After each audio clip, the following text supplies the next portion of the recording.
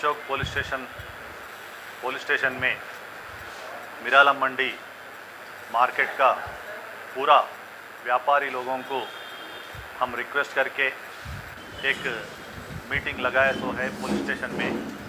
ये मीटिंग में CC camera के लिए अवेयरनेस कैंप स्पीच दिए ये लोगों को।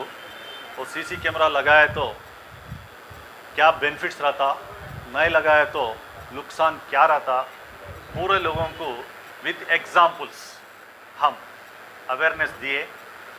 वो लोगों व्यापारी लोगों 60 to 70 मेंबर्स व्यापारियाँ इधर पुलिस स्टेशन में अटेंड हुए सो है। वो लोगों भी बहुत खुश हो गए, अच्छा अवेयरनेस कैंप हो गया बोल के हमारा को प्रॉमिस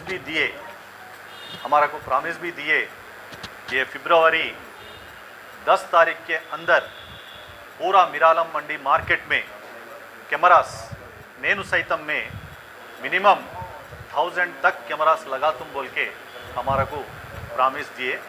हम भी मॉनिटर करते, आप इंफॉर्मेशन देना, हम आपके साथ है बोल के लोगों को भरोसा दिए। Thank you.